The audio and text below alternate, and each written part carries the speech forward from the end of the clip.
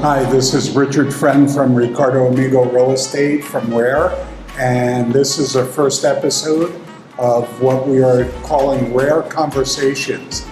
We're going to be doing this maybe once a month, talking with people on certain themes and subjects, and hopefully we'll have enough interest and you guys will tune in, and this will be something that will be a monthly episode and maybe even a bi-weekly if it gets popular.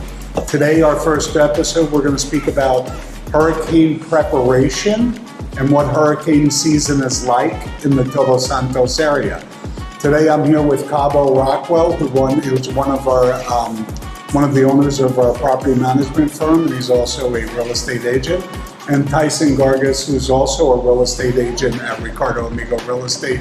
Tyson has a lot of experience being an ex-firefighter in San Diego County. So I thought these were two people that could really speak about what you may want to do with your property, with your house, as far as hurricane prevention, hurricane preparation. And I'm going to start with Cabo, and just through managing so many properties and so many houses, what are some of the steps that our team takes as far as hurricane preparation on a house? Thank you, Richie, for having me today. Well, yes, to answer your question, our side is mostly the preparing homes that are not occupied. The owners are away, they're in the United States, back home. Usually they try to avoid being here during the summer, the hurricane season. So our steps is mainly just storing everything inside of the home, all the outdoor furniture, turning off the gas, turning off the water, making sure that the house, if it has like hurricane shutters, to close them, or sometimes nowadays they're using like a little fabric material that you have to screw it into the wall. So that's what we do mainly. We prepare with sandbags, all the doors, and also we try to cover all the items like break or can fly away. Not just for the home, but also for the neighbors to be secure. But it's that. You can't really do much when it comes to high winds and water with windows. You can't cover them unless there's something special you install or the homeowner installed. But just picking up the what do you call them? The tapetes, which is carpets. The carpets, yeah. So all that, making sure any electronics are not near a window. Just keeping the home safe and ready for what it is, a big hurricane. Thanks, Cabo. And just to let everyone know, so we're talking about a home that's not being lived in, but a lot of our homes that are managed by our properties are being rented. What advice might you have for someone renting who maybe has never been through a hurricane? Being down here, I've been down here 21 years. I've seen Category 1 through Category, they called Odile Category 4, but it was actually Category 5. So in getting ready for a hurricane as a renter, and maybe for my first time in Todos Santos, what would you recommend I do as a first timer experiencing a hurricane? Well, mostly the homes that are rented and managed by us, they have our support, so we try to accommodate and help them as much as we can. But the suggestion we get to the client himself is to, for example, go out, buy food, non-perishable, because you have to be prepared to be without power for days, depending on the category of the storm. But also to have a supply, like a first aid kit, let's say, like it could consist of water. You have to have purified water. You can buy the garrafons of water, which is 20 liters. Flashlights, anything just to like Tyson probably mentioned this, is something to, in case there's an emergency, you cut yourself, just a little aid kit there ready for you. If they have passports, license, or personal documentation they want to protect, also to have it in that. But just we'll cover the rest. We'll turn off the gas, turn off the water, and just be there to support them. And mainly for them is just having water, having food, having something in case there's an emergency, having a contact list, which is for us or the fire department, the police, ambulance, any first responder. Thanks, Cabo. And we were speaking about a first responder list. We're gonna post that list Absolutely. on our website so that people can actually see firefighters, police, and who to call in case of an emergency. The other thing is, I think Cabo was mentioning non-perishables. You want to stock up on water. You want to stock up on batteries for your flashlights. If you have a generator in the house that you're staying at, you want to make sure that you or your property manager have it filled with gas. You want to make sure that you have a very ample supply of drinking water, and you may, if you know a hurricane's coming in advance, you may want to even actually store some water for bathing, because if the electricity goes off, you're going to lose the ability to go to use the toilet, use the shower, stuff like that. I'm going to get into kind of the logistics of that. Also, a lot of people around here always gas up their car and have extra reserve gas for their car or for generators. I'm going to talk about the logistics now. Having been here over a period of time, I've seen the hurricane response get a lot better in this area. The arroyos still run, but now a lot of the roads, and especially on the highway where we have bridges on the arroyos, you're able to get transportation through, but any major storm, you're going to lose power for a few days. There's going to be this feeling. The main thing, if you've ever experienced a hurricane before, it's the physical storm itself, but it's the emotional aftermath that comes with it. A lot of people feel it's like a post-trauma. You have this emotional thing that comes with a hurricane. The storm may not be that bad, but the aftermath, as far as like how it affects you, your family, and just socializing.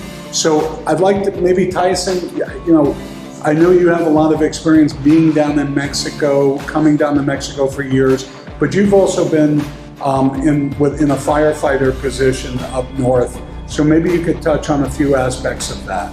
Okay.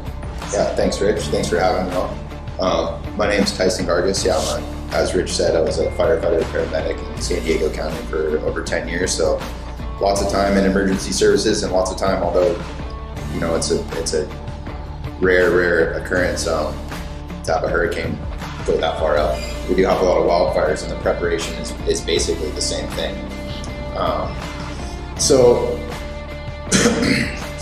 On that note, let me I just wanted to speak on a couple of things that Cabo had already talked about. So maybe we'll talk about just the hurricane prep. And I think it's the main thing that you do with hurricane prep is the same that you do with a wildfire or anything else. You don't want to be waiting until the event's actually occurring and then be trying to figure out a plan. If you can come up with a plan beforehand, that's the best thing. And what happens if you come up with a plan beforehand is that it keeps everyone calm, everyone knows what to do, and things basically don't have to be discussed in case there's no communication or anything like that. So those things help you think clearly and kind of act decisively when you need to. Cabo mentioned a hurricane kit. So the hurricane kit is the same as the wildfire kit back in San Diego or anywhere else. Water, canned foods, can opener, flashlights, batteries, candles, all the things that you're going to need if you're going to be without power for a period of days. So you got first aid kit, obviously. Cabo spoke on any basic first aid kit to treat things like that. The whistle is always a good thing. It may seem crazy, but just something as simple as that can be a lifesaver. Plastic sheeting and duct tape for the windows or to protect anything else. Basic tools, wrench, pliers is always just a good thing to have handy for utilities.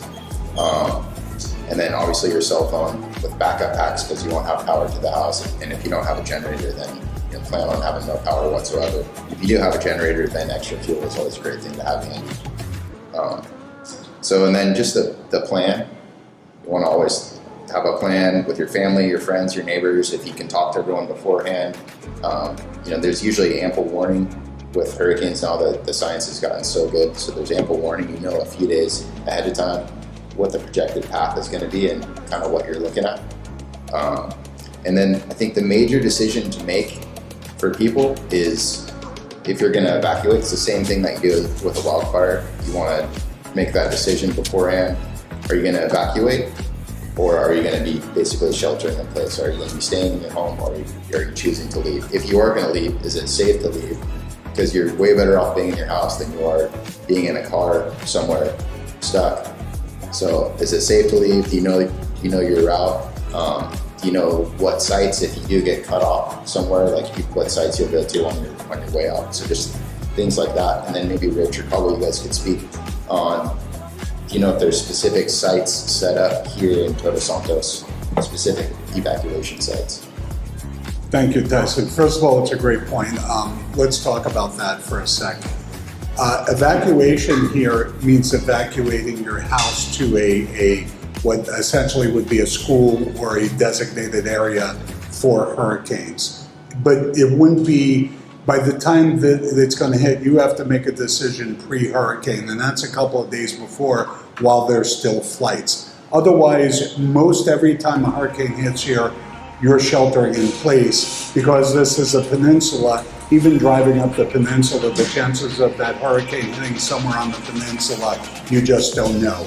So let's talk about sheltering in place as the main thing, and evacuation certainly is an alternative. And there are designated areas that we will also post on our website for evacuation purposes. One thing Tyson mentioned that I just want to go back to is cell phones, right? So when you're out of electricity, there's no charging your cell phone.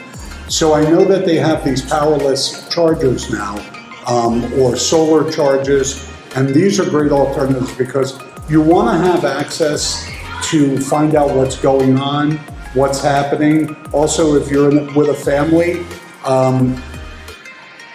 I've seen, the younger generations without cell phones, it can be a tough time. So I think it's really important to think about stuff like that. And that's part of the planning process, right? You have to have a plan if you know a hurricane's coming. And I've been caught I've been caught in a hurricane where I didn't have a plan because we had so many warnings. I just took it lightly and I got caught. And where I did have a plan. And the difference is absolutely, unfortunately, it could be the difference of life or death, right? So having a plan, and I think, and we'll talk about this and I'll open it up to both of you, but I think that if you have a family, obviously it's the safety, providing the safety of your family and what that looks like. I can tell you through, when we experienced Odile, that I was staying with a group of people in the house, and we all not locked ourselves because the door had blown open, but put ourselves in the bathroom in the shower, which at the time was the safest place in the house because there were windows flying, glass flying, and everything. So I think designating a place for you and your family, maybe gathering together rather than separate because you want everyone together.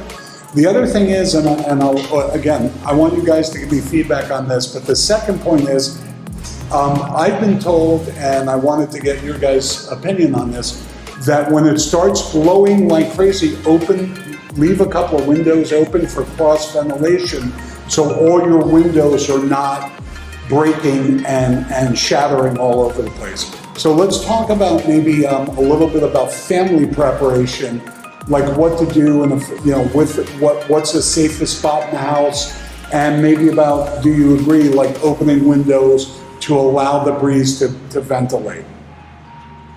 Yeah, absolutely. With regards, it all depends where the type of house you're living. So, for example, like family preparations, if you have a palapa roof house and there's a category 3 or 4 coming in, my suggestion would be just go to a shelter. There's shelters that are created beforehand when they confirm the hurricane is definitely going to hit the peninsula. But usually when you have a concrete home, and of course you have the windows nowadays are a little bit stronger, they're thicker, they can withstand a little bit more wind. I think up to a category 3 maybe, don't take my word, but that could be the case. So it just depends on where you're living, what type of home you have. If it's your own home, you know the kinks and cracks of it, so you know what will happen. And of course, if you've been here for a couple of years, you have the experience of many seasons of hurricanes. So another thing I'd like to mention is that here the military, even if it's a category 3 or 4, they do rounds in the street. So that's a good thing. If there's an emergency, you can reach up to them. Maybe the scenario will be not easy because it's going to be a lot of wind, but they are patrolling outside. And with regards to the windows, yes, I agree. But it will come a time where the amount of water and wind will be impossible for you to keep that window open, and you're going to have to close it. If you're building a home right now in this area, my suggestion would be to put good aluminum windows and thick glass or poly tempered glass. I know it's a little bit more expensive, but it's worth it. Tyson, did you want to make any comments? No, I think what Cabo said is right on. Okay, so here again, I want to mention that we are in no way experts on hurricane preparation. These are just some suggested tips from people like us that have been through multiple hurricanes. Cabo was born down here. I've been down here a good number of years. Tyson has been coming down here for a long time, and again, he's been in fire prevention, firefighter. So these are just maybe some helpful suggestions for people who are going to be down here during hurricane season. Hurricane season is usually from July. It can start as early as July, and it could go, I've seen a hurricane in actually mid-December. Since I've been down here, I've actually, which is very rare and uncommon, but it did happen. And usually the strong season of hurricane is from mid-August to mid-October. That's when the true hurricane season is. But don't take it lightly. We've had a few threats already, and we're in July. And I know that there are 2 hurricanes right now out there. Yep. And I think you were going to talk a little bit about maybe, for surfers, obviously this is great when a hurricane's out at sea, but it poses no threat. It's great for, swell depending upon direction, and great for waves. But you have to track that and recognize that the closer a hurricane gets, the surf's going to look pretty gnarly. So, Tyson, would you like to, being a surfer, and maybe you'd like to comment about that? Yeah, Rich is right. And now we've got Georgette spinning down off off mainland, and Frank right now. And Frank looks like it's going to probably be a swell maker for a day or 2. So that's already, you just go by the letters. So we're already at storm number 7 for the year. I know in the Eastern Pacific we usually average 16. So we're about halfway through the year, and we're almost in August, so we're right on track. It's as far as landfall goes, the storms usually, just because I'm a bit of a weather nerd, and with surfing, it's just one of those things. If you keep an eye on these sort of systems, you can get rewarded. So it's been something I've always been interested in. So with those 2 storms off the coast halfway through the year, like Rich said, there's storms that form as late as December, and they'll form as early. I believe the earliest storm that ever made landfall was in June, and then the latest storm was middle of October. So anytime in there, we can get storms that make landfall. And I just wanted to talk about maybe wind speeds real quick, just so people get an idea when we're talking like category 1, 2, 3, 4, 5, what that actually means. So category 1 and category 2 are both considered tropical storms. Started out at 74 miles an hour, go up to 95, and then 95 up to 110. And then from there you get into category 3, 4, and 5, you start getting into the major hurricanes, and those are the ones that are going to do some serious damage. But it's not, just so we're all, I guess, on the same page with that too, there's only been 3 that have made landfall in the last 75 years, and the last one being Odile. So it's not like it's one of those threats that every year it's imminent and it's going to happen. On average, we get less than 1 year that makes landfall. It just depends on the weather pattern. Right now we're in a La Nina pattern, which means the water on the equator is cooler than average. Some years it's warmer than average. We're in an El Nino pattern. So La Nina is generally less storms. El Nino is more storms. And then the years when it's most active, which is counterintuitive and which is something I learned from looking into it, is actually the neutral years. Those are the years we get the most storms and we get an average of more than one that makes landfall. So those are years to kind of keep track of. So if you're at home and you hear like, oh, we're in an El Nino year, you know there's going to be more than normal. We're in a neutral year, you got to probably ratchet up your awareness and be paying attention to it more. So it's probably going to be a more dangerous year. It's a really good point. We get the threats of a lot of storms and a lot of hurricanes. Most of them never turn into even category ones. They usually stay tropical storms. They usually stay as some call them cyclones in certain areas. But you always want to be ready. I've taken things lightly before in the years, and I don't recommend that. I think preparation is really important. The other thing is if you have shutters or even plywood that you could put up on your windows. I've seen some people tape their windows, but I think getting measured plywood for your windows is something of a preparation, a preventative measure. Storm shutters, a lot of people now are getting storm shutters. There's plenty of companies down in Cabo and some in La Paz that offer these services. I think it's part of being a responsible homeowner in this area. And I also, I wanted to, the wind speed that Tyson was speaking of, there are two things I'd like to address at this point too. One, we're coming to you from Todos Santos. We're speaking in English because I think the majority of the people we're coming to are English speaking. We'd be happy to translate this into Spanish. We also are coming to you from Plaza Amigos downtown, and we also spoke about, Tyson was speaking about miles per hour on wind speeds. Obviously, we can do a conversion on that for kilometers per hour. And I just like to address, because we are in Mexico, we want to make sure that we're respectful to that. The other thing, as a disclaimer, Tyson mentioned rare opportunities and rare a couple of times. He is not being paid for this, okay? He just put the name in. I thought there was $1 anytime that word was mentioned. Is that not? Okay. So again, let's just a recap really quick. I think everyone's on the same page. Planning and preparation for a hurricane, emergency numbers, where to go in case of an evacuation, what your plan is for your house and what that looks like, maybe some written instructions, family planning for a hurricane, and also if you are a homeowner, you want to make sure that your insurance policy covers hurricane. If you have a palapa roof, most policies don't cover the palapa roof, but you want to make sure flooding and hurricane are part of your insurance policy. Usually, from what I understand, and Cabo, you may have a little more knowledge, is that if you are ordering insurance, you have to be at least, some companies are 3 months, some companies are 6 months prior to hurricane season in order to be eligible for hurricane insurance. So you can be covered for hurricane insurance. I do recommend that your policy cover that, and I recommend flood insurance as well, because no matter how new a house is, when certain categories come in, when certain hurricane categories come in, you're going to get water inside your house, whether it be through windows, doors, however, it will come in. Houses do leak, and you just want to be ready for that. Do you guys have any other closing comments to make? Well, I just wanted to add, we're going to post this on our social media, our property management account, rare account as well.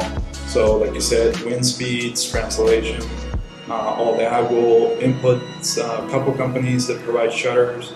I believe there's local companies now, which they're creating products that are more accessible, because when the word storm shutters come up, automatically it's expensive, because they are expensive, but there's products that are fabric that work and they're more accessible. So yeah, I mean, another comment I'd like to make is this year, 2022, we're supposedly getting around 19 hurricanes. So, 19. Which, like Tyson said, that's pretty awesome. We're in El Nino right now, so it's cold, the water's cold, so we might not even see one, hopefully. That's good news for everyone, especially me, property management. So hopefully we cross our fingers.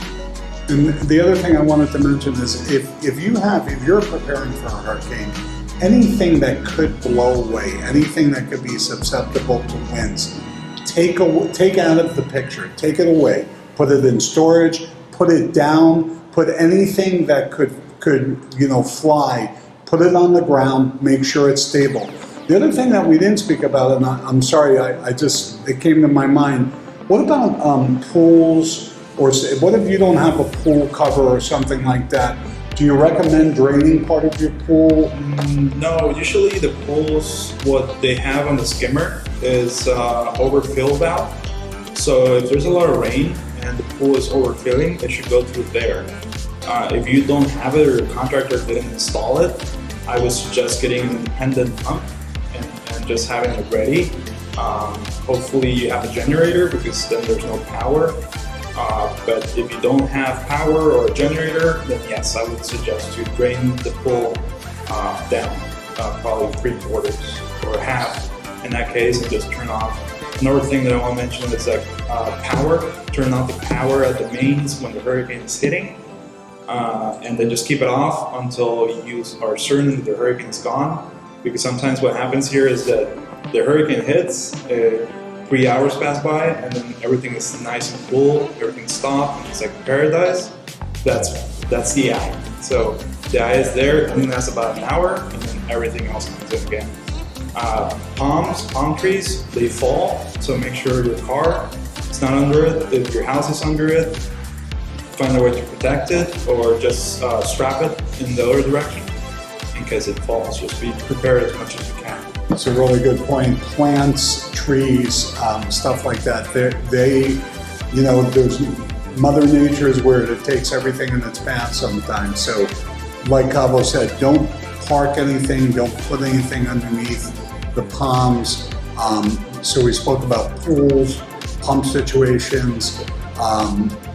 Tyson, is there anything else that you would like to cover? No, I think the message is just is preparation. Like the topic of this podcast is preparation for hurricanes. So if you're prepared, and you have, the more information you have, like just that little bit of information on storms, on the amount to expect and kind of what you can expect in different years, I think that's the key. And if you have that, you can actually enjoy being down here during hurricane season. It's not something to be scared or frightened of. The desert after it rains is amazing. Everything greens up and blooms, and it's incredible. And you can get some great waves if you know where to be. So it's a bonus. Yep. And also, speaking of like surfing hurricane, after a major hurricane, do you usually stay out of the water for a few days because arroyos might be running and stuff like that? Yeah, and dead livestock and things like that. I think it depends on where you're at, where the arroyo is, and how isolated it is. But you're definitely going to get. I mean, if you're looking at the major areas like in Cabo, the estuary, which can get quite good. Right after a rain is definitely a time to avoid it because you're going to get all sorts of hazards, not only environmentally but physical hazards you want to avoid, trees and all that sort of stuff. So. Yeah. I like the fact that Tyson wouldn't give away a local break, but he'll give away a Cabo. Yeah, so. Yeah, there's websites now. You got Protección Civil, which is part of Baja California Sur. So they post everything there, so you can check that. I mean, you got apps as well as WinTY, the Weather Channel, right. Weather Underground, EEB Mike. So all those apps are awesome to track storms. And then you have, like I said, Protección Civil, and you can have all the news afterwards, before and after. Guys, I can't thank you enough for being part of our first episode. And Rare Conversations is a great way to start it. I think hurricane preparation's a great topic for what we're into right now. And I appreciate you guys both being here. Thank you. Thanks, Rich. Thanks, Cabo. Thank you, everyone. We're going to put this up on social media, web pages. Please make sure to follow us on Instagram, Facebook, our websites, Rare websites, and the Ricardo Amigo website, the Plaza website. This is all going to be posted, so please tune in. I think these episodes are going to be quite helpful, and if nothing else, fun.